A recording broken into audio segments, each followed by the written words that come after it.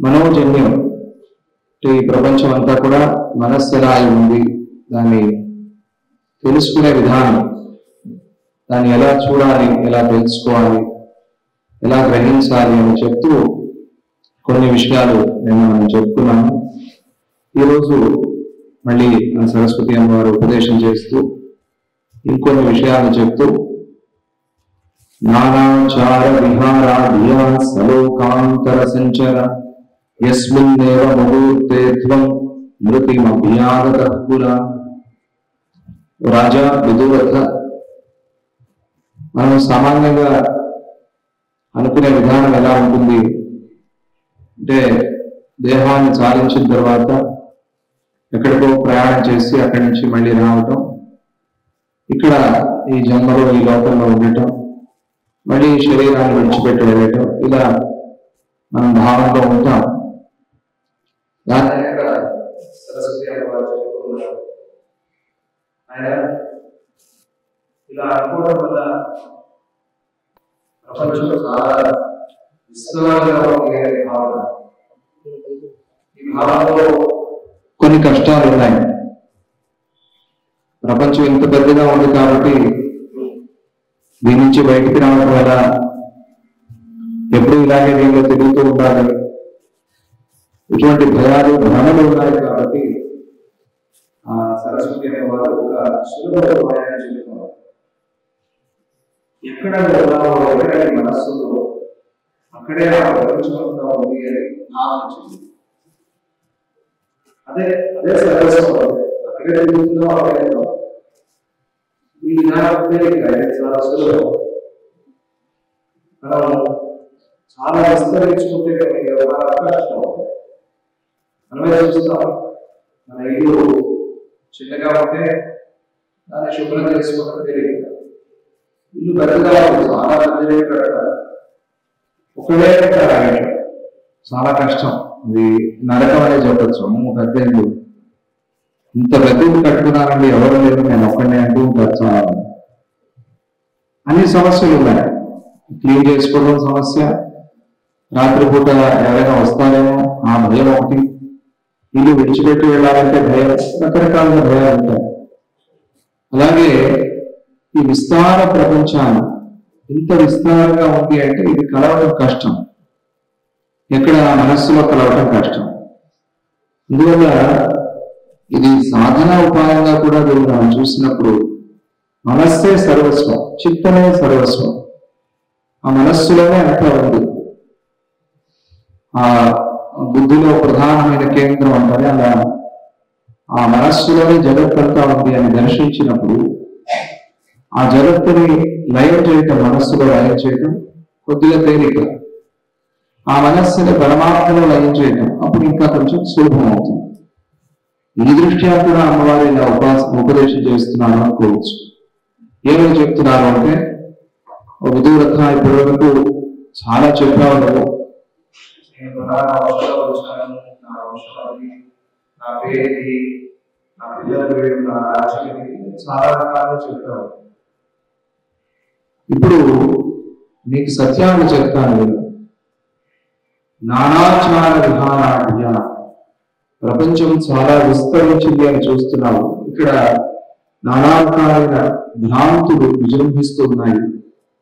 సలోకాంతర సంచర అంటే లోకాలోకాలకు వెళ్ళటము, రావటము, ఈ జీవుడు ప్రయాణం చేశాడనుకోవటము, ఇవన్నీ కూడా యస్మిన్నేవ ముహూర్తేత్వం, ఎక్కడ ఏ ముహూర్తంలో ఏ క్షణంలో నువ్వు ఈ శరీరాన్ని, దేహాన్ని విడిచిపెట్టావు, అదే క్షణంలో అక్కడే మళ్ళీ నీకు జన్మ వచ్చింది. దీనిని నువ్వు అర్థం చేసుకో. అక్కడే ఎక్కడికి వెళ్ళలేదు, ఎక్కడికి రాలేదు, అక్కడే పుట్టావు, అక్కడే మరణించావు, అక్కడే మళ్ళీ జన్మ వచ్చింది. ఎక్కడ ఏ క్షణంలో నువ్వు శరీరాన్ని విడిచిపెట్టావో అక్కడ ఆ క్షణంలోనే నీకు మళ్ళీ జన్మ, శరీరం వచ్చింది. దీని మీద మనం భావన చేస్తే అక్కడే ఆ క్షణంలోనే ఇంత ప్రపంచం పుట్టింది, ఎట్లా పుట్టింది అని ఆలోచన చేస్తాం. అవును, శరీరాన్ని విడిచిపెట్టిన తర్వాత మనం ఎలా ఉన్నాము, ఏమయ్యాము, అక్కడ మన స్థితిగతులు ఏంటి, అక్కడ ఈ శరీరం ఎక్కలేదు, ఈ చూసే ఈ పంచభౌతిక శరీరం అయితే నేను అందరికీ తెలిసిందే, విడిచిపెట్టాడో వెళ్ళిపోయాడు, దానికి సంస్కారం కూడా అయిపోయింది. కొన్ని ఆ శరీరం ఉంటే ఆ శరీరంలోనే మళ్ళీ ప్రవేశించి ఆ శరీరంలోనే ఏదో వ్యవహారం చేస్తున్నాడు అనుకో, కానీ ఆ శరీరానికి సంస్కారం కూడా అయిపోయింది. అది భస్మమో లేదా మన్నో ఏదో అయిపోయింది. మరి అలా ఉన్నప్పుడు ఈ జీవుడు ఎక్కడికి వెళ్ళాడు, ఎక్కడ ప్రయాణం చేశాడు, ఎక్కడికి వచ్చాడు అని ఆలోచన చేస్తే ఎక్కడికో వెళ్ళాడు, ఎక్కడికో వచ్చాడు అని మామూలుగా సమాధానం చెప్పుకుంటాం ఆ భ్రమలో, ఆ భావంలో. దానికి ఎంత సమయం పడుతుంది?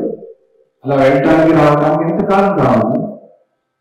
కొన్ని జన్మల, కొన్ని రోజుల, ఇక్కడ వాడి సంస్కారాన్ని చేసేంత లెక్క, దీనికి లెక్క ఏంటి అనే ప్రశ్న వస్తుంది. అప్పుడు అమ్మవారు చెప్తున్నారు, ఎలాగైతే నువ్వు కలలో ఉన్న ఆ ప్రదేశం ఎంత, కలలో గురించి చూస్తున్న ఆ ప్రదేశం ఎంత, ఒక నాడీ ఛిద్రం అని చెప్తారు. తర్వాత నాడీ ఛిద్రం అంటే ఒక నాడీ మండలంలో, ఆ నాడీ మండలంలో ఒక చిన్న నాడి, ఆ నాడిలో ఒక చిన్న ఛిద్రం, ఒక రంధ్రం, అక్కడ నువ్వు మొత్తం ప్రపంచానంతా చూస్తుంది.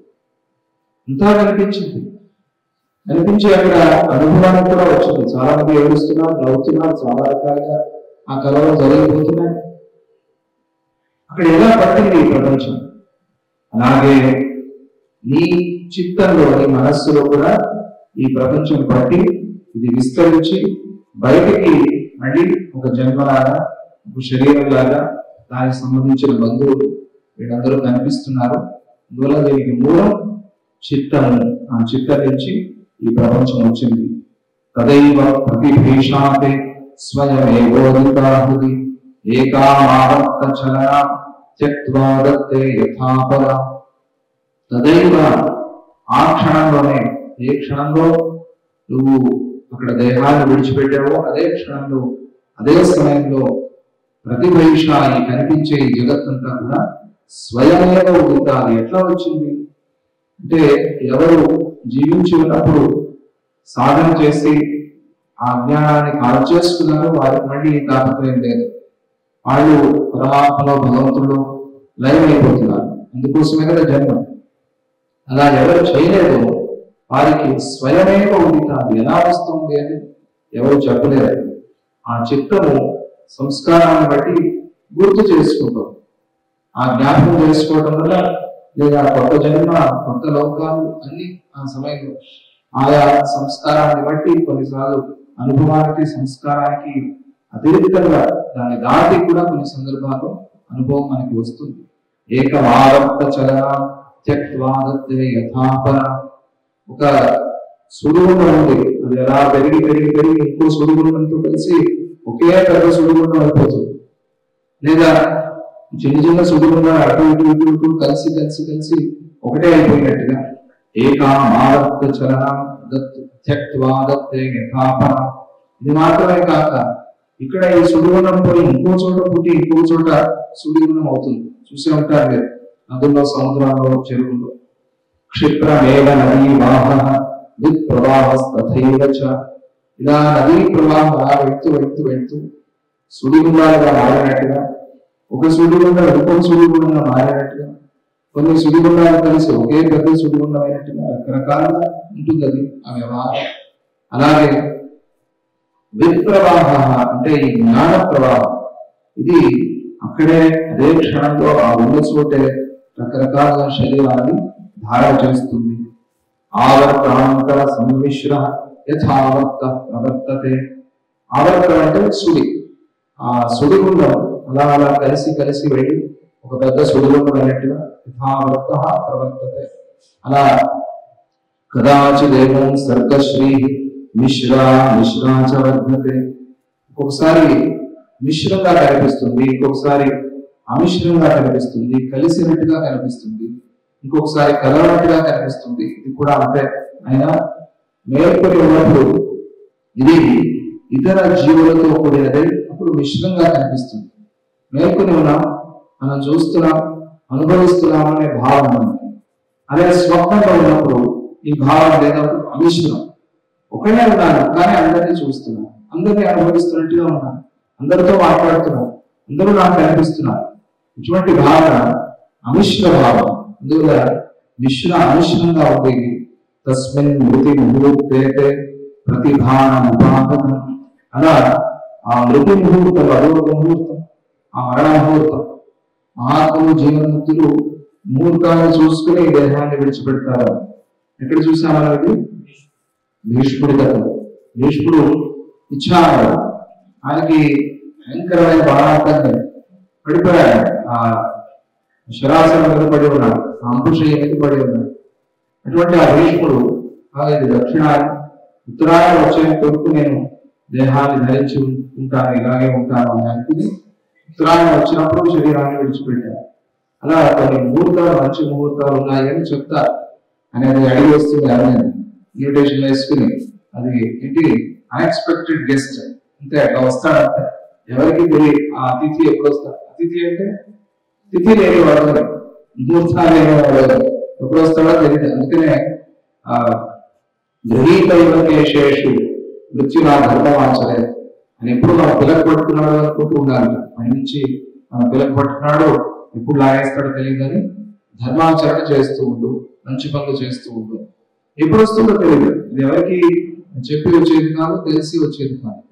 అటువంటి ఆ మృత్యు దానికి ముహూర్తం, ఆ మృతి ముహూర్తం అంటే ఆ సమయం అని అర్థం. ఇక్కడ ఆ మరణ సమయంలో ప్రతిభాన ఉపాగతం ఇవన్నీ కూడా ఈ పక్కడే స్ఫురించాయి. ఎలా వచ్చాయి? ఆ క్షణంలో ఆయన చూసేవాడు మాత్రం, ఈ చుట్టూ ఉన్న బంధువులు మాత్రం వీళ్ళు ప్రయాణం చేసి ఎక్కడికో వెళ్ళాలి, అటు నుంచి రావాలి అనుకుని వీళ్ళ కర్మ వీళ్ళు చేస్తారు. అది వీళ్ళ ధర్మం. వీళ్ళు చేయకపోతే ఇదంతా ఏం లేదండి అని ధర్మాన్ని మానేయడానికి లేదు. ఆ కర్మ, ఆ పితృకర్మ మనం చేయాల్సిందే. అంటే ఆ పూర్ణ జ్ఞానం మనకి రాలేదు కాబట్టి. ఏతజ్జాలం అసద్రూపం చిద్భాను సముపస్థితం యథా స్వప్న ముహూర్తేంత సంవత్సర శతభ్రమ. ఏతజ్జాలం అసద్రూపం అంటే ఈ జగజ్జాలం, ఈ జగత్ అనే ఒక వల, ఈ వలని మన మీద పన్నాడు, ఈ వల వేశాడు మన మీద. ఈ వల వేయటం వల్ల ఏమైపోయింది? ఆ వలలో చిక్కుకుపోయాడు. ఆ వలలో చిక్కుకుని అక్కడే తనుకుంటూ ఉన్నాం. ఆ వల నుంచి బయటకు వచ్చే ఉపాయాన్ని వెతకాలి. దత్తాత్రేయ స్వామి చెప్పాడు, గుర్తుంది కదా మీకు, 24 గురువులో ఆయన బావులో కూడా ఒక గురువు. ఆ తపోదాన్ని చూసి ఏం నేర్చుకున్నాడు ఆయన? ఒక వలలో పడిన పక్షిని చూసి ఇంకొక వల ఏడుస్తూ కూర్చుంది. ఎగిరిపోవాలని తెలుసుకోవాలి. ఇలాగ ఏం చేశాడు? వచ్చిన వెంటనే దాని మీద కూడా వాడుకోండి. ఇలాగే చూసి ఎగరటం సరే, సహాయం చేస్తే బాగుండేది ఆ సమయంలో, కానీ సహాయం చేయలేదు. సహాయం చేసి బుద్ధి ఉపయోగించి ఆ వలని కత్తిరించి ఉంటే ఇది బయటపడేది, ఇది ఎగిరిపోయేది. కానీ ఆ పని చేయకుండా అక్కడ ఉండి ఏడుస్తుంది. అలాగే జగత్తును చూసి భ్రమలో పడటము తప్పే, గెలవటము తప్పే. ఈ పనులు చూసుకో అంటే నువ్వు ఈ వల నుంచి బయటపడాలి, దానికి ఏం కావాలో ఆ ఉపాయాన్ని వెతుక్కో, ఆ సాధన చేసుకో, ఆ సత్కరణ చేసుకో. ఈ జాలం ఈ పెద్ద వల, ఈ వల అసద్రూపం, ఇది అసత్యమైన ఈ రూపం. ఇటువంటి ఈ విచిత్రమైన ఈ జగత్తులో చిక్కుకుని చిద్భానో సముపస్థితం. ఇది ఎట్లా వచ్చింది అంటే ఆ చిత్తం అనే సూర్యుడి కిరణం వల్ల ఈ ప్రపంచం అంతా వచ్చింది. కరెంట్ లేకపోతే ఎలాగైతే ప్రాజెక్టులు పనిచేయదు, అలాగే ఈ చిత్తం అనేది లేకపోతే ఈ జగత్ అనేది పనిచేయదు. ఉన్నా ఉంటే లేకపోయినా ఉంటే. చిత్తం లేకపోతే ఉన్నా ఉంటే లేకపోయినా ఉంటేనే ప్రశ్న రాదు. చిత్తం లేకపోతే జగత్తు లేదంటే సాధ్యమే లేదు. ఎందుకంటే చిత్తమే జగత్తు కాబట్టి, మనస్సే జగత్తు కాబట్టి, ఈ మనస్సు నుంచి ప్రపంచం అనేది వచ్చింది అని తెలుసుకో నాయన అని చెప్తూ ఇక్కడ సందర్భంలో మనం ఈశావాస్య ఇదం సర్వం విన్నారు కదా మంత్రాన్ని. ఈశావాస్యం ఇదం సర్వం యత్కించ జగత్యాం జగత్ తేన త్యక్తేన భుంజీతాః మా వృధః తస్యస్వి ధనం. ఇది ఉపనిషత్తులో మొదటి ఉపనిషత్తు అని చెప్తారు. దశోపనిషత్తులో మొదటి ఈశావాస్య ఉపనిషత్తు. ఈశావాస్యం అని ప్రారంభమైంది కాబట్టి దానికి ఈశావాస్య ఉపనిషత్తు అని అర్థం. నా పేరు వచ్చింది. ఈశా ఆవాస్యం ఇదం. ఈట్ అంటే అక్కడ పరమాత్మ జ్ఞానం అని అర్థం. ఆ పరమాత్మ జ్ఞానంతో ఈ ప్రపంచానంతా కప్పేసింది. ఆవాస్యం అంటే ఆ పరమాత్మ జ్ఞానంతో ప్రపంచాన్ని దర్శించి చూడు అని అర్థం. అలా కప్పేస్తే లోపల ఉన్న వస్తువు ఏమవుతుంది కనిపించకుండా పోతుంది. అలాగే నువ్వు ఎప్పుడైతే భగవద్ దర్శనం లేదా పరమాత్మ దర్శనం చేస్తావో ఈ ప్రపంచంలో, అప్పుడు ఈ ప్రపంచం కనిపించకుండా పోతుంది. అంటే ఏంటి అర్థం? ప్రపంచం కనిపించినందుకు ఎవరెక్కడ ఉన్నారు అంటే అనుకుంటూ నడుస్తామని కాదు. ప్రపంచం అంటే దుఃఖం అని అర్థం. ప్రపంచం అంటే దుఃఖం, ఆ దుఃఖం పోతుంది అని అర్థం. ఈశావాస్యమిదం సర్వం యత్కించగలత్యాం జగత్. నీకు కలిగే ప్రతి జ్ఞానానికి ఇది చాలా గొప్ప మంత్రం. ఇది దీని అనేక అర్థాల వ్యాఖ్యానంలో చెప్పారు. ఇది భావన చేయొచ్చు మనం కూడా. ఎత్కించగలుగుతానికి కనిపించింది ప్రతిదీ కూడా, ప్రతి జ్ఞానాన్ని కూడా ఆ పరమాత్మ జ్ఞానంతో కలిపేసి, ఆ పరమాత్మ జ్ఞానాన్ని కప్పేసి ఈ ప్రపంచాన్ని చూడు. త్యక్తేన భుంజేత. ఇప్పుడు ఒక త్యాగ బుద్ధి వస్తుంది నీలో. ఆ త్యాగ బుద్ధితో భుంజీత అంటే నువ్వు ఈ శరీరాన్ని ధరించావు కాబట్టి ఏ పనులు చేయాలని ఉందో, ఏ కర్మ నీకు విహితమైందో దాన్ని త్యాగ బుద్ధితో కర్మ చేయి. మా ధనం అంటే ఏ ఫలాన్ని కోరకుండా, ఫలాపేక్ష లేకుండా, ఈ ఫలం వస్తేనే ఈ పని చేస్తాను, ఈ ఫలం రాలేదు కాబట్టి ఈ పని చేయను అనేది కూడా ఉండకూడదు. కార్యమిత్యేవ కర్మ, చేయాల్సిందే కాబట్టి నేను ఈ కర్మను చేస్తున్నాను అనే దృష్టితో ఒక ధర్మాన్ని మనస్సులో పెట్టుకుని, ఇది నాకు నా సద్గురువు చెప్పిన పని, లేదా ఇది నా వంశాచారంగా వస్తున్న పని, లేదా ఇది వేద శాస్త్రాలు నాకు చెప్పిన పని కాబట్టి నేను చేసి తీరుతానని ఆ త్యాగ బుద్ధితో కర్మని చెయ్యి. త్యాగం చేస్తూ కర్మ చేయనప్పుడు ఆ కర్మ త్యాగం, అదే కర్మయోగం. ఆ కర్మయోగమే నీకు జ్ఞానానికి కారణమవుతుంది అని ప్రారంభించి చివరిలో అగ్నేయ సుపథారాజు అస్మాన్ని అగ్ని ప్రార్థనతో ముగిస్తాను. భస్మాంతం శరీరం, ఈ శరీరం అంతా కూడా చివరికి భస్మం అయ్యేది, మట్టిలో కలిసిపోయేది అనే మాటని గుర్తు పెట్టుకుని ధర్మాచరణ చెయ్యి, కర్మాచరణ చెయ్యని. చాలా చిన్న ఉపనిషత్తు కానీ చాలా గొప్ప అర్థం. దాంట్లో మొత్తం ఉపనిషత్ సారాంశం అంతా ఉంది అని చెప్తారు. అందుకే అది మొదటి ఉపనిషత్తు అని కూడా చెప్తారు. అది మనకి ఇక్కడ గుర్తొస్తుంది. ఏదో జ్ఞానం అసద్రూపం, అసత్యాన్ని సత్యంతోనే గెలవగలరు, వేరే మార్గం లేదు దానికి. అందుకనే సామవేదంలో సేతుసామ అని ఉంది. సేతుసామ అని స్వామి జీవిత చరిత్రలో కూడా వస్తుంది. ఒక చోట సేతుసామ చదువుతున్నారు, గుర్తుందా లేదు మీకు? ఆ సేతుసామలో క్రోధాన్ని అక్రోధంతో గెలువు, అది సేతు. అంటే ఈ క్రోధాన్ని దాటాలి అంటే, ఈ క్రోధం కోపం అనే సముద్రాన్ని దాటాలి అంటే అక్రోధం అనే సేతువుని వేసుకో, అక్రోధంగా ఒక బ్రిడ్జ్ నిర్మాణం చేసుకో. అది నిర్మాణం అంటే దాని మీద ఆయన నడుచుకుని పోవచ్చు నువ్వు అని. అలా చాలా చెప్పారు. సత్యం, ఆ సత్యంతో అసత్యాన్ని గెలువు. అలాగే ఇక్కడ అసద్రూపమైన, అసత్య స్వరూపమైన ఈ జగత్తుని, ఈ ప్రపంచాన్ని ఎలా గెలవాలి అంటే పరమాత్మ జ్ఞానంతో గెలవాలి, సత్య జ్ఞానంతో గెలవాలి. ఇది చతుర్భాగము అంటే మనస్సు అనే సూర్యుడి నుంచి విస్తరించిన ప్రపంచం. దానికి ఇంకా ఉదాహరణ చెప్తారు ఎలా ఇది పెరిగింది సులభంగా వాళ్ళకి అర్థం అవడం కోసం. యథా స్వప్న ముహూర్తేంత సంవత్సర శతభ్రమ. ఒక స్వప్నం, ఒక కళ. ఆ కళ ఎంతసేపు వచ్చింది ఏమో, కొంతమందికి నిమిషం, 2 నిమిషాలు, 10 నిమిషాలు, ఒక అరగంట, గంట కూడా వచ్చి ఉండొచ్చు. అయితే మాత్రం ఏమిటి, గంటే కదా, 2 గంటలు కదా, లేదా నువ్వు ఎంతసేపు కదా పోయావు అంతసేపు పోని. కానీ ఈలోగా సంవత్సర శతభ్రమ, కొన్ని వందల సంవత్సరాలు గడిచిపోయినట్టుగా నువ్వు కళలో చూస్తున్నావు. ఆ అనుభవం నీకు కలుగుతున్నావు. చాలా విచిత్రం. ఇంత మెరుగుదలలో అంత కాలం ఎట్లా గడిచిపోయింది? నువ్వు పెరిగావు, పెద్దవాళ్ళు చెప్తున్నావు కదా, పుట్టని మనవరాలకు పెళ్ళి ఆ అమ్మాయికి ఒక కూతురు పుట్టినట్టుగా కళ వచ్చింది. ఏమిటిది? నీకే పెళ్లి కాలేదు, పెళ్లి కాని వాడికి మనవరాలు, మనవరాలు పెళ్లి, ఇది కూడా కళలో చూసాము. ఇది భ్రమ కాకపోతే ఏమిటి? కళ ఆ సమయంలో చూస్తున్నప్పుడు నా కళని సత్యమే అనుకుంటాడు, కానీ లేచిన తర్వాత ఎగిరిపోయింది. ఒక క్షణంలో సంవత్సర శతభ్రమ.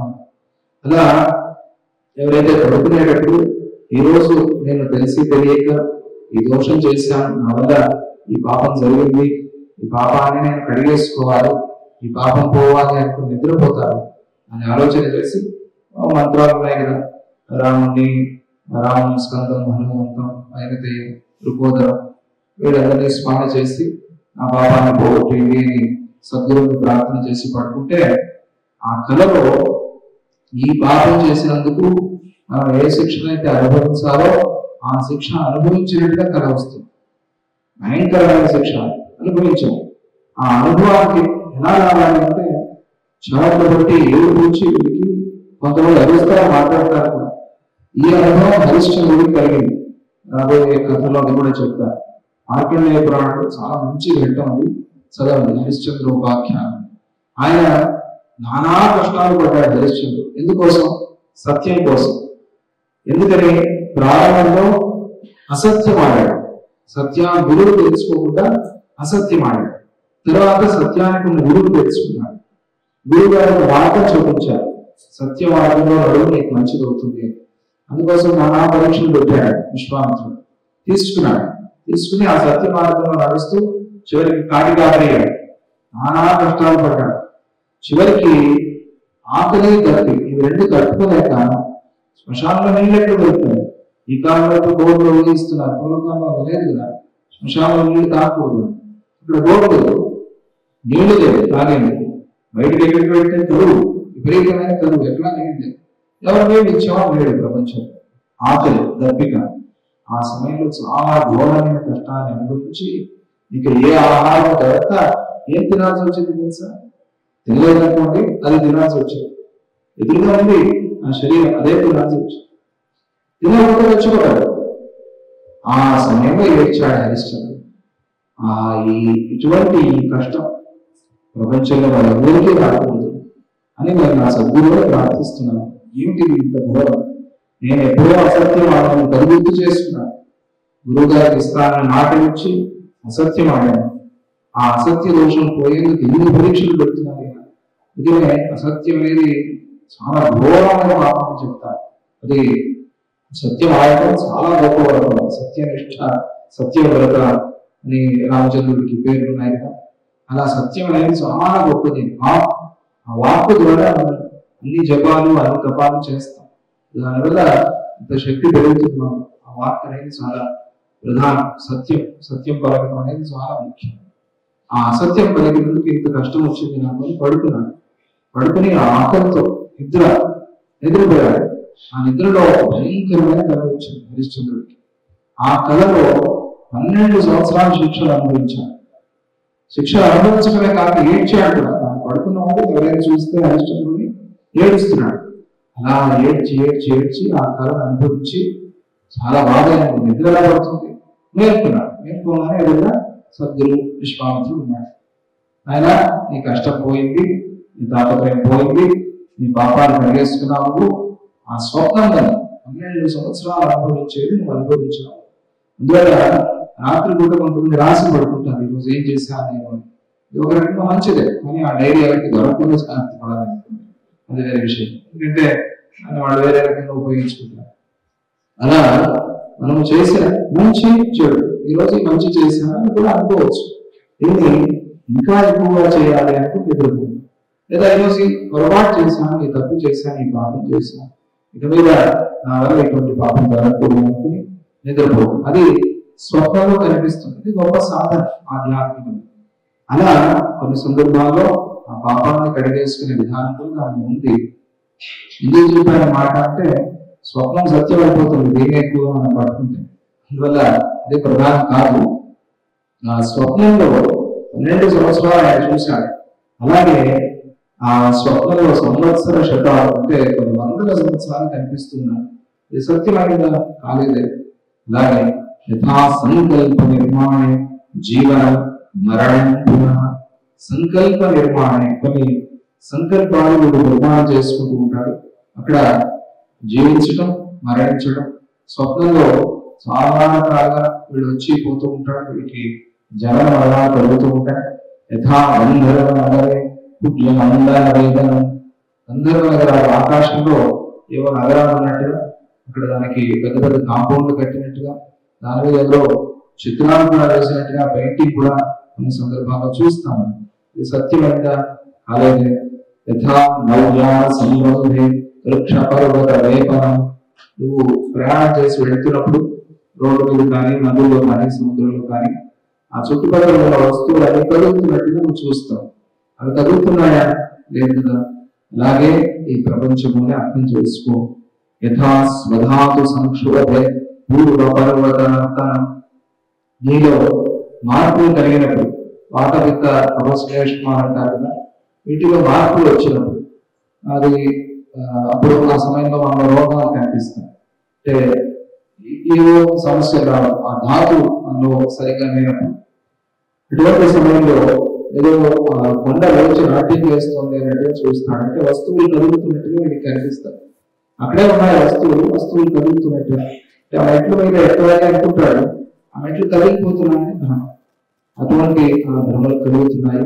కానీ అది సత్యం కాదు. ఆ రోగం పోయిన తర్వాత వాడికి ఇది సత్యం కాదు అని తెలుస్తుంది. యథా సమంజసం స్వప్నే శ్వశిర రవికర్తనం. వాడు స్వప్నంలో తన శిరస్సుని తానే నరుకున్నట్టుగా కలగంటాడు. అది సత్యమా? లేచిన తర్వాత మిథ్యైవైవం మిథ్యైవైవ మిథ్యైవైవమియం ప్రౌఢ భ్రాంతి రాగత రూపిణి. దీన్ని మిథ్యా అని పిలుస్తున్నాం. ఇటువంటివి అనేకం మనకు కూడా ఎన్నో కనిపిస్తాయి ప్రపంచంలో, ఎన్నో అనుభవంలో ఉంటాయి. కానీ వాటిని పట్టించుకోం. ఇలా వీటిని దాన్ని పోల్చి చూసినప్పుడు జగత్ భ్రమ, జగత్ అనేది భ్రాంతి. ఆ భ్రాంతి ఎట్లా వచ్చింది కానీ అది మనోజన్యం ఎలా అయింది అనేది మనకి తెలుస్తుంది స్పష్టంగా అని ఉపదేశం చేసి ఆయన వస్తు నిజాతోసి. అయితే పరమాత్మ సత్యం ఏమిటి అని ప్రశ్న వస్తుంది. ఏది లేదని చెప్తాం, మాకు తెలిసింది ఇంతే, మాకు తెలిసింది ప్రపంచం, ఇది సత్యం కావాలనుకున్నాను. అయితే సత్యం ఏంటి? నేను చూస్తున్నా, నా అనుభవంలో ఉంది, ఇది సత్యం అనుకుంటున్నాను. అయితే సత్యం ఏమిటి? ఇది తెలియాలి. ఆ పరమాత్మ సత్యం ఏమిటి అనే దాన్ని అమ్మవారు చెప్తున్నారు. వస్తు నజాతోసి నృతోసి కదాచన. ఇది నిరంతరంగా ఆధ్యాత్మంలో భావన చేయాల్సిన విషయం. నేను పుట్టలేదు, నాకు మరణం లేదు. నాకు మరణం లేదు అనేది అందరికీ కావాలి. అందరికీ ఉండే కోరిక, అందరికీ ఉండే ఆశ ఏమిటి? నాకు మరణం వద్దు, నేను మరణించకూడదు, నాకు చావు వద్దు. చావు అనే స్థితి ఎట్లా వస్తుంది? ఎలా వస్తుంది? వస్తుందా? రాదు, కానీ వస్తుంది.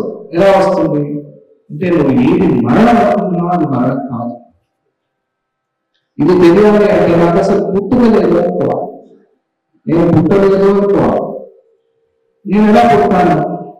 నాకు ఎలా జన్మ ఉండే సాధ్యం ఉంది? ఎందుకని అంటే పరమాత్మ ఒక్కడే చెప్తూ ఉన్నదంతా భగవంతుడే చెప్తూ ఆయన ఉన్నాడు, నేను పుట్టాను, ఆయన నా మీద నడిపిస్తున్నాడు అని అనుకుంటున్నా భక్తి మార్గంలో. అది సరే, కానీ ఉన్నది ఆయన ఒక్కడే అయినప్పుడు నేననేది ఎలా వచ్చింది? సాధ్యమే లేదు కదా. నేననేది వచ్చింది అంటే భ్రమాన్ని కూడా అర్థం. ఉన్నది ఒకటే అనేది అసత్యం అయిపోయింది. కానీ ఉన్నది ఒకటే మనం నమ్ముతున్నాం, మనకు అనుభవానికి కూడా వస్తుంది. కాబట్టి ఆ ఉన్న ఒకడు నిత్య సత్యుడు, శాశ్వతుడు, ఎప్పుడూ ఉండేవాడు, చాలా పురాతన, చాలా పాతవాడు, ఆయన కన్నా పాతవాడు లేవు. ఆయన ఇవన్నీ కూడా ఆయన ఉంటాడు, ఎప్పుడు ఉంటాడు? ఎప్పటికీ ఉంటాడు అని భావన చేసి ఆయనే నాలో ఉన్నాడు, నేనే ఆయనే ఉన్నాను. కాబట్టి నాకు పుట్టుక లేదు, జన్మ లేదు, మరణం లేదు. జననం లేదు అనుకున్నప్పుడు నీకు మరణం లేకుండా పోతుంది. జననం ఉంది అంటే మరణం ఉంది. అందువల్ల జననం లేదని భావన చేయాలి. ఆధ్యాత్మికంగా ఏమవుతుంది గురువులు అంటే చాలా మంచి జరుగుతుంది. జనాలు లేదని భావన చేస్తే దానివల్ల కలిగే సిద్ధులు ఇవి అవి ఇవి అని నేను చెప్పలేను. దానివల్ల ఆరోగ్యం బాగవుతుంది. అది ముఖ్యంగా మనకి ఆరోగ్యంగా ఉండాలన్నా కూడా నాకు జనానం లేదు. జనానం వచ్చింది అంటే వయస్సు వచ్చిందంటే శరీరం పెరిగింది. శరీరం పెరిగింది అంటే ఏవో రోగాలు వచ్చాయి. రోగాలు వచ్చాయి అంటే శరీరం క్షీణించింది. శరీరం క్షీణించింది అంటే శరీరం నశించింది. నశించింది అంటే మృత్యు వచ్చింది. ఇవే వికారాలు. ఈ వికారాలకు మూలమైనది జన్మ. అందువల్ల ఆ జనాన్ని నాకు ఆ పరమాత్మనే నిలబడి ఉన్నాను అనే భావన. ఇది అహంకారం కాదు, నేనే ఉన్నాను నాకేమిటి ఇది కాదు. ఆ భావంతో పరిపూర్ణమైన శుద్ధత్వం వస్తుంది. ఇప్పుడు అహంకారం అంతా కూడా అలా ఆ వరదలో ఉన్న నదీ జీవితం కొట్టుకుపోయినట్టుగా మన నుంచి పోతుంది. ఆ స్థితి వెళ్ళాలి, ఆ స్థితి మనకు కావాలి అంటే ఈ భావం చేయాలి. వస్తు జాతోసి అమ్మగారు ఉపదేశం చేస్తున్నారు. నువ్వు సత్యంగా, వస్తుత అంటే సత్యంగా పరమార్థంగా చూసినప్పుడు నువ్వు నా జాతోసి పుట్టను లేదు, నా మృత్యువసి పుట్టలేదు కాబట్టి మరణించే ప్రశ్న లేదు. పుట్టిన వాళ్ళగా పోయారు, పుట్టనే లేకుండా పోవటం ఎక్కడ ఉంది అన్నప్పుడు నువ్వు కోరుకున్నదానికి సిద్ధించింది. మరణం వద్దు కలుగుతా అందరికి కావాల్సింది ప్రపంచంలో అదే కదా కోరిక. నాకు మరణం వద్దు, నా మృత్యు వద్దు అదే కావాల్సింది. కానీ శరీరం అనేది వచ్చిన తర్వాత శరీరాన్ని విడిచిపెట్టాలి. మరి ఇలా ఇటు ఈ రెండు సిద్ధించాలంటే ఎలా అంటే ఈ శరీరం అనేది ఒక ఏదో అద్దె ఇంట్లో చేరినట్టుగా చేయాలంటే నువ్వు రావటం వెళ్ళటం, బయటకు వస్తున్నావు లోపలికి వెళ్తున్నావు, కానీ నువ్వు మాత్రం సత్యంగా ఉన్నావు. అలాగే ఆ భావన చేసి శరీరం పోతూ ఉంటాను, నేను పోతాను, శరీరం పోదు, నువ్వు అక్కడే ఉన్నావు. ఈ భావన చేయి, దీంతో ఒక ఆనందం కలుగుతుంది, ఒక సంతోషం కలుగుతుంది. ఎలా అంటే భయం పోతుంది. భయం పోవడం ప్రధానంగా ఆ భయాన్ని పోగొట్టుకోవాలంటే ఈ భావన చేయాలి. నువ్వు జనమే లేనప్పుడు మరణం అనేది ఎలా ఉంటుంది ఆ భావన చేయి. శుద్ధ విజ్ఞాన రూపస్థం అయితే నువ్వు ఎవరు? శుద్ధ విజ్ఞాన రూపుడే ఉన్నావు. విజ్ఞానం అంటే ఆ జ్ఞానం వల్ల కలిగిన ఆనంద అనుభవం, ఆ ఆనందమే వెలుగుతున్నావు. అది అనుకోవాలి, తప్పదు, నిరంతరంగా అనుకుంటూ ఉండాలి. ఇది ఒక వనాన్ని మనం ట్యూన్ చేసుకోవాలి. పోయి అనుకోలేదు చాలా మళ్ళీ ట్యూన్ చేస్తే రెడీ. అలాగే అప్పుడప్పుడు ఆనంద చ్యుతి అంటారు, ఆనందం నుంచి పడిపోతూ ఉంటాం, ఆనంద సుఖంలో పోతూ ఉంటుంది. అప్పుడు మళ్ళీ నేను ఆనంద స్వరూపం అనుకోవాలి, లేకపోతే ఎవరికి విశ్వాసం వస్తుంది. అలా అనుకుని చివరికి ఆనంద ఘన అయిపోతాం. సచ్చిదానంద ఘన అంటారు, ఆ ఘన స్వరూపం అయిపోతాం. ఘనం అంటే అది తప్పు వేరే లేదు. ఇప్పుడు గ్లేషియర్ జలధనం అంటే ధనం అంటే ఏమిటి? నీరు తప్ప వేరే లేదు.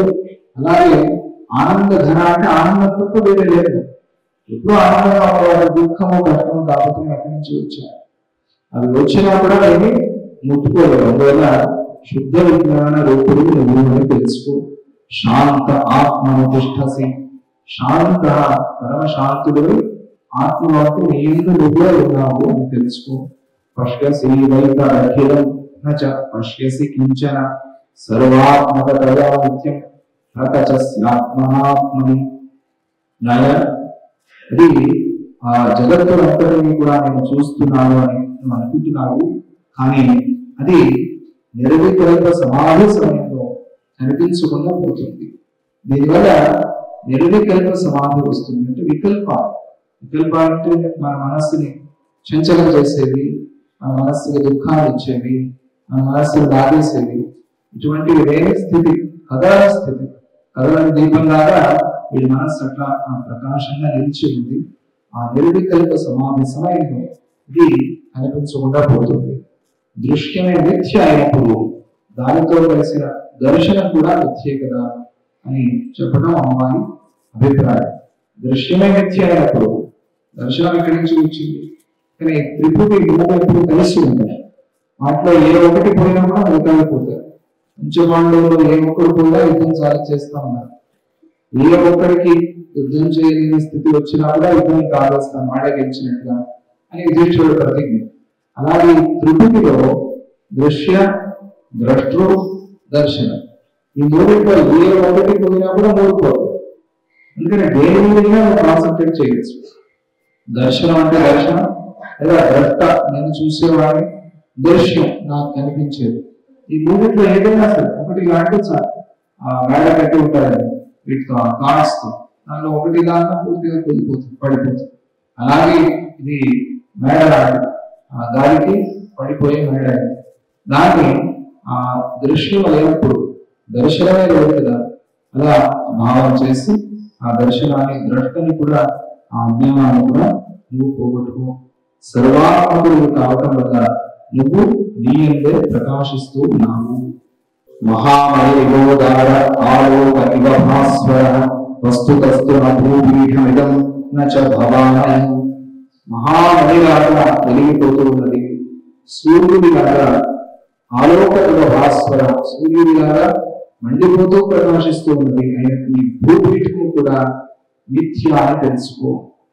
మళ్ళీ భూమికి వచ్చారు, అంతా తిరిగి మళ్ళీ భూమికి వస్తాను, వచ్చి ఈ భూమి మీద నేను ఉన్నాను, నేను జీవించుకున్నాను, ఇది సత్యమే కదా అనే మాట మనం అడుగుతాం. కాబట్టి అలా వెలిగిపోతున్న ఈ భూపీఠం కూడా మిథ్యే. విధువులతో దేవుడిని అనుకుంటున్న ఈ భ్రాంతి కూడా మిథ్య అని తెలుసుకో. నా భవానయం, నేను ఏది నువ్వు అనుకుంటున్నావో అది నువ్వు కాదు, ఏది నువ్వు తెలుసుకోవాలని మరిచిపోయాను. కాబట్టి ఇది నేను అని అనుకుంటున్నావు.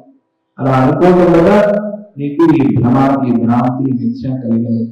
ఏది నేను అనుకోవాలో దాన్ని చెప్పేది కోసం ఈ ఉపదేశం. నచేమే గిరలో గ్రామాః నచైతే నచబైబలి గిరిగ్రామస్య మండపాకాశకీకిల. ఇక అక్కడ సత్యాన్ని చెప్తూ అమ్మవారు ఈ గిరులు గ్రామాలు మనం కూడా మిథ్య. అంటే నేను మీ ముందు కూర్చొని మాట్లాడుతున్నాను అనుకుంటున్నాను కదా, ఇది కూడా మిథ్య. ఇది వేదాంతంలో ఇంకా పరాకాష్ఠ అంటారే, పరాకాష్ఠ. నేను నీ ముందు కూర్చొని మాట్లాడుతున్నాను, నువ్వు వింటున్నావు, ఇది కూడా మిథ్యమైన. నువ్వు నేను ఈ సేవకులు శత్రువులు అనుకోవటం అంతా మిథ్య. గిరిగ్రామ నివాసి అయిన ఆ విప్పులు మండపాకాశంలో మరి ఎలా వచ్చాయి అని ఎక్కడ ఉన్నాయి అంటే, ఆ కళలో కనిపించే వాళ్ళందరూ నడిచి వ్యవహారం చేసినట్టుగా ఆ గిరిగ్రామంలో ఉన్నాడే ఆయన, వశిష్ఠుడు, ఆ వేద విద్వాంసుడు, ఆయన మండపాకాశంలో లీలాదేవితోనూ ఆమె భక్తుతోనూ కలిసి ఉన్న జగత్తు ప్రకాశిస్తోంది. అక్కడ ఆడుతున్న ఆట ఎవరు? ఆ జీవుడు, ఆ ఆది జీవుడు ఉన్నాడే, ఆయన హృదయంలో కలుగుతున్న ఆట. ఆ ఆటలో మనమంతా ఆడుతున్నాం, మనమంతా అప్పుడే ఆడుతున్నాం. కాబట్టి మనమందరం ఒకటిగా ఉన్నాము అని అర్థం. పరమాత్మే సర్వ చైతన్యంగా వ్యాపించి ఉంది అని అర్థం. నిజానికి ఆ గిరిగ్రామ బ్రాహ్మణుడి మండపాకాశం కూడా భ్రమే, అది కూడా భ్రమే. ఆ మండపాకాశంలో ఆయన ఏదో చూస్తున్నాడు ప్రపంచాలు, అది కూడా భ్రమే. ఆ ఉపదేశం ఆయన ఎలా కలగాలి అంటే, ఈ విధులతో రాజు తెలుసుకుని ఈయన వెనక్కి వెళ్తాడు. వెళ్ళి పద్ములు అనేది బ్రహ్మ అనుకుంటాడు, ఆ పద్ములు ఈ పద్ములు అనుకోవటం బ్రహ్మాన్ని వెనక్కి వెళ్తాడు. ఆ వశిష్ఠుడు ఈ వశిష్ఠుడు అనుకోవటం బ్రహ్మానికి వెనక్కి వెళ్తాడు. ఇంకెవరున్నారు? ఆదిజీవుడు బ్రహ్మగారు, ఆ బ్రహ్మగారు పరమాత్మలో కలిసిపోతారు. ఇది ఒక క్రమం. అనేక జీవులు అనుకుంటే, లేదా అనేక జీవులు, నాకు ఇదే జన్మ, ఇప్పుడే పుట్టాను, ఇప్పుడే ముక్తి రావాలి అనుకుంటే ఆ ఏక జన్మలో ఏక జీవుడిగా ముక్తి వస్తుంది. రెండు విధానాలు కూడా ఉన్నాయి, ఏదైనా భావన చేయొచ్చు. తల్లీలా భర్జుదాఢ్యం జగదాభాతు భాస్వరం తత్ర లీలా రాజధాని మండప మండితాకృతి. ఆ గృహాకాశ మండపం రాజధానిగా శోభిస్తోంది. మనము ఆ జగత్తులోనే ఉన్నాము. ఇక్కడ అంటే ఆ మండపాకాశంలో ఉన్న ఆ వశిష్ఠుడి చిత్తం, ఆయన మనస్సు, అక్కడ మనమంతా ఉన్నాము. భాతు తస్యోదరే యోని తదేవం విదితం జగత్ తస్మిన్ జగత్ గేహేంక యస్మిన్ వయమిహ స్థితాః. వాస్తవానికి ఇప్పుడు చెప్తున్నాను రాజా విను, ఆ మండపాకాశం నిర్మలమైన బ్రహ్మ అని ఆ మండపాకాశం ఆ విషయాన్ని మరిచిపోయింది. ఆ మండపంలో ఉన్న ఆ వశిష్ఠుడు చిత్తం ఆ విషయాన్ని మరిచిపోవడం వల్ల అలా వ్యాపించింది, విస్తరించింది. అలాగే ఎప్పుడు మనం మర్చిపోయామో తెలియదు, ఏ జన్మలో మర్చిపోయామో తెలియదు, ఎన్ని జన్మలు గడిచిపోయామో తెలియదు. ఈ జన్మల వల్ల గుర్తు చేసుకున్నాం. మర్చిపోవడం వల్ల ఇలా ఈ పరంపర వస్తూనే ఉంది, సాగుతూనే ఉంది. రకరకాలుగా జన్మలు తీసుకుని ఆయనకు దూరం అవుతూనే ఉన్నాం. ఆయన నుంచి వచ్చి ఆయనే మనమై ఉండి, ఆయనే సర్వస్వమై ఉండి ఆయన మరిచిపోవటం వల్ల ఇలా దూరమై దీన్ని క్రమంగా వెనక్కి తీసుకెళ్ళచ్చు. లేదా అలాగే ఇంకా దూరం అయిపోయి పశుపక్ష్యాది శరీరాలతో వచ్చి ఇంకా అధోలోకాలకి రాక్షస జన్మ, అసుర జన్మలు కూడా వచ్చే ప్రమాదం ఉంది. అందువల్ల ఈ జన్మలో ఎప్పటికైనా కూడా ఏది మరిచిపోయారో దాన్ని గుర్తు చేసుకో, దాన్ని గుర్తు చేసుకుని అదే నేనే ఉన్నాను అని తెలుసుకో. అందుకోసం ఈ ఉపదేశం. ఆ మండప ఆకాశం కూడా నిర్మలమైన బ్రహ్మమై ఉంది. ఏవం తేషాం మండపాః తథైవ మండపేష్వస్తి న మహీ న చ పత్తర న వనాని న శ్రీలోకాః న మేధ శరీరనరాః కేవలం తత్ర నిశూన్యే విహరంతి గృహే జనాః న పశ్యంతి జనానాపి పార్థివా న చ భూధరాః. ఇందులో ఆ మండపాకాశంలో భూమి, పట్టణం, అరణ్యం, పర్వతాలు, నదులు మొదలైనవి అక్కడ లేకపోయినా ఉన్నట్టుగా వాడు భ్రమిస్తూ ఉన్నాడు. జనులు తిరుగుతూ ఉండటము, ఒకరినొకరు చూసుకోవటం అనేవి మిథ్య అని వాడు దాన్ని సత్యం అనుకుంటున్నాడు. అంతా కూడా చిన్మాత్ర పూర్ణము అని గ్రహించు. పూర్ణవరహ పూర్ణవరం అంతా కూడా పూర్ణమై ఉంది. శూన్యత పూర్ణం నిండు ఉంది, ఆనందమే అయి ఉంది. అంతా చిన్మాత్ర పూర్ణం అంటే అంతా ప్రకాశం, అంతా జ్ఞానమే అయింది అని తెలుసుకోవాలి. ఆ అమ్మవారి ఉపదేశం చేసినప్పుడు ఆ విధివతుడు, ఆ రాజు అమ్మవారిని ప్రశ్నిస్తాడు. మా అలాగైతే నాకు అనిపిస్తున్నారు కదా వీళ్ళందరూ నా చుట్టూ చాలా పెద్ద పరివారం వీళ్ళందరూ ఉన్నారు, నేనైతే సరే నువ్వు చెప్పినట్టుగా ఆ బ్రహ్మ అనుకుందాం, కానీ వీళ్ళందరూ వ్యవహారం ఏంటి? వీళ్ళు సత్యమా కాదా? అసలు నేను సత్యమా కాదా? అసలు ఆత్మ సత్యమా కాదా? అసలు ఆత్మ అనేది ఉందా కదా? పరమాత్మ అనేది ఉన్నాడా కదా? అది సత్యమా, అది కూడా సత్యం కాదా అని ప్రశ్నిస్తాడు ఆ విధివత రాజు. దానికి అమ్మవారు చాలా గొప్ప సమాధానం చెప్తుంది. అది అలాగే ఆ విషయం వెళ్ళి చివరికి జీవన్ముక్త స్థితి అనేది ఎలా వస్తుంది అని చెప్పేందుకోసం ఆ కథ. ఇదంతా ఎవరికి ఉపదేశం? లీలాదేవికి ఉపదేశం. లీలాదేవి సాధన చేసింది, ఎవరు సాధన చేస్తారో వారికి ఉపదేశం. కానీ జరుగుతున్న సంభాషణ అంతా విధివతుడు. ఈ కథ అంతా ఎవరికి ప్రారంభమైంది? లీలాదేవి కోసం ప్రారంభమైంది. ఆమె ప్రార్థించింది కాబట్టి ఆమెకి ప్రత్యక్షమై ఆమెకి ఈ ఉపదేశాన్ని చేస్తుంది. కానీ విధివతుడికి ఉపదేశం చేసినట్టుగా కనిపిస్తుంది. ఇలాగే ఎవరు సాధన చేస్తే వారికి, ఎవరికి కావాలనుకుంటారో వారికి లభిస్తుంది, ఎవరికి శ్రద్ధ ఉందో వారికి లభిస్తుంది. అశ్రద్ధ దాన్ని పక్కన పెడితే అందరికీ తెలిసే విషయం.